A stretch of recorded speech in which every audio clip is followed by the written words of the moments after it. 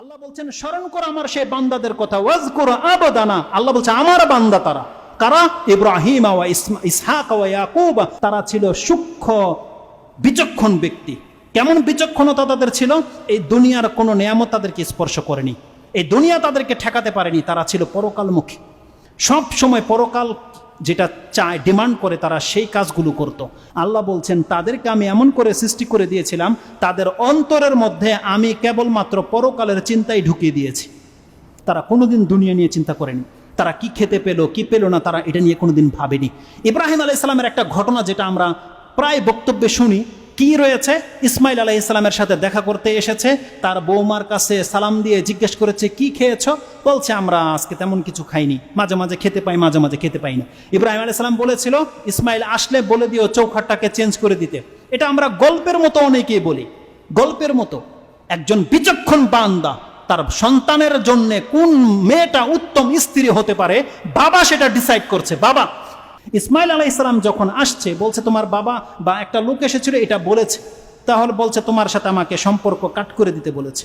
কেন? তুমি না শুকরিকারী মহিলা, তার মধ্যে শুকরিয়া ছিল না। চিন্তা করতে পারেন? এই পর্ব চলে গেল। পরবর্তী পর্বে যখন এসেছে, সালাম দিয়েছে, কি খেয়েছো কি খাও? বলছে আমরা মাঝে মাঝে পানি খাই, গোশত খাই। একটা মহিলা বলছে আমরা মাঝে মাঝে গোশত খাই, পানি খাই। কয়দিন পরে খাই এটার বলে নাই। ইব্রাহিম আলাইহিস সালাম তো জানে যে তারা কয়দিন খেতে পারে কয়দিন খেতে পারে না। তখন বলছে আমার ছেলেকে বইল যে এই চৌখাটটাকে যেন ঠিক রাখতে। তার মানে বাবা সিলেক্ট করছে যে একজন সন্তানের জন্য কেমন মহিলা হওয়াটা উত্তম। আর আমরা বাবারা কি করি? আমরা শুধু পয়সাওয়ালা খুঁজি, আমরা দেখি না আমার ছেলের চরিত্র ঠিক হবে কোন মহিলা দিয়ে। এটা আমরা ওই পরিবারও দেখি না, ওই বংশ ওই মেয়ে আমরা খুঁজি না, আমরা দিনদারিকে প্রাধান্য দেই না। আমার ছেলের চরিত্র নষ্ট হয়ে যাচ্ছে, ও লম্পটি করছে, কিন্তু ওকে এখনো বিয়ের ব্যবস্থা করে দিচ্ছি না। ও খাওয়াবে কি? যেমন রাজ্জাক আপনি, আর না আপনার ছেলেকে আপনি সাহায্য করেন, ওর বিয়ের বয়স হয়ে গেছে, 20-22 হয়ে গেছে, ওকে বিয়ে দেন। ও লম্পটি করা থেকে বেঁচে যাবে, ও নোংরামি করা থেকে বেঁচে যাবে, ওর মাইন্ড আল্লাহমুখী হয়ে যাবে। ওকে ভালো ভদ্র মহিলা থেকে বিয়ে দেন, তাহলে অল্প ইনকাম করে আনলে ওর সংসারটা সুন্দর করে চলে যাবে। এমনটাই না বাবাদের দায়িত্ব? এটা বাবাদের দায়িত্ব। আমরা সেই দায়িত্ব থেকে মুখ ফিরিয়ে নিয়েছি। একটা পর্যায়ে আসবে এই সন্তান আমাদের উপরে একটা বড় হাত ডাক, বড় নিঃশ্বাস ফেল, যে আমার বাপ মারা আমাদের জন্য ভালো কিছু করতে পারেনি। একটা নিঃশ্বাস ফেলবে, একটা সময় আছে। অতএব এটা আমাদের প্রত্যেকটা বাবার দায়িত্ব, আমাদের সন্তানদের জন্য কি করতে হবে? ভালো মেয়ে খুঁজতে হবে, দিনধারী, যার সাথে ওর ইনকামের উপরে সন্তুষ্ট হতে পারে এমন মহিলাদেরকে খুঁজতে হবে। তাহলে আল্লাহমুখী ব্যক্তিরা কখনো দুনিয়া নিয়ে ভাবে না, খেতে পায় না তাও বলছে আমরা মাঝে মাঝে গোশত খাই, পানি খাই। সুবহানাল্লাহ, এটা হচ্ছে আল্লাহমুখী ব্যক্তিদের কাজ। আল্লাহ বলছেন ইব্রাহিম, ইসহাক, ইয়াকুব, ইসমাইল এরা প্রত্যেকে ছিল পরকালমুখী ব্যক্তি, দুনিয়াবি কোনো ব্যক্তি তারা ছিল না। আর আজকে আমাদের চিন্তাতে দেখেন শুধু দুনিয়ার দুনিয়া। সকাল হলেই আমরা দুনিয়া কতটা ইনকাম করতে পারবো কি পারবো না, কোথায় লস লেগে গেল না কি লেগে গেল, আমরা শুধু সেই দিকে পেরেশান।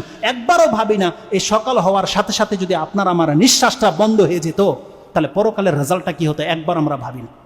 যতটা বলেছে আল্লাহ যেন আমাকে এর উপরে কায়েম রাখেন, আমাকে ইবাদত করার তৌফিক দান করেন, এবং যে সমস্ত ভাইদের সামনে কথাগুলো উল্লেখ করা হলো আল্লাহ যেন কথাগুলো তাদের অন্তরে বসিয়ে দেন, এগুলোকে মেনে নেওয়ার মতন যোগ্যতা যেন আল্লাহ তাদেরকে দান করেন। এবং যে কোনো বিপদ আসুক না কেন এই দুনিয়াতে, আল্লাহ যেন বিপদে পতিত হওয়ার আগে আমাদেরকে উত্তম মৃত্যু আল্লাহ দান করে দেয়। আল্লাহ যেন আমাদেরকে বিপদে পতিত না করেন, আমাদের ঈমান হারা হয়ে যাবে এমন কোনো সিচুয়েশন যেন আমাদের জীবনে না আসে। আল্লাহ আমরা তোমার কাছে আশ্রয় চাচ্ছি মসিহ দাজ্জাল থেকে। আল্লাহ আমরা তোমার কাছে আশ্রয় চাচ্ছি জীবন এবং মৃত্যুর ফিতনা থেকে। আল্লাহ আমরা তোমার কাছে আশ্রয় চাচ্ছি কবরের আযাব থেকে। আল্লাহ আমরা তোমার কাছে আশ্রয় চাচ্ছি জাহান্নামের আযাব থেকে। আল্লাহ তুমি আমাদেরকে মুক্ত করে দাও, আমাদেরকে মাফ করে দাও। আল্লাহ তোমার রহমত দিয়ে আমাদেরকে ঘিরে নাও, এবং আমাদের আমলকে আল্লাহ শুধরিয়ে দাও। আমাদের পরিবারকে আল্লাহ তুমি ইসলাহ করে দাও, তাদের মধ্যে ইসলামিক চেতনা ঢুকিয়ে দাও। আমাদের ইনকামের উপরে আমাদের ফ্যামিলিরা যেন সন্তুষ্ট থাকতে পারে, আল্লাহ তাদের অন্তরটাকে ওই রকম করে দাও। আমাদেরকে হালাল ইনকাম করার তৌফিক দান করো, হারাম থেকে মুক্ত হয়ে বেঁচে আসার আমাদেরকে তৌফিক দান করো। ইয়া রাব্বাল আলামিন। সুবহানা রাব্বিকা রাব্বিল ইজ্জাতি আম্মা ইয়াসিফুন ওয়া সালামুন আলাল মুরসালিন আলহামদুলিল্লাহি রাব্বিল আলামিন। আসসালামু আলাইকুম ওয়া রাহমাতুল্লাহি ওয়া বারাকাতুহু।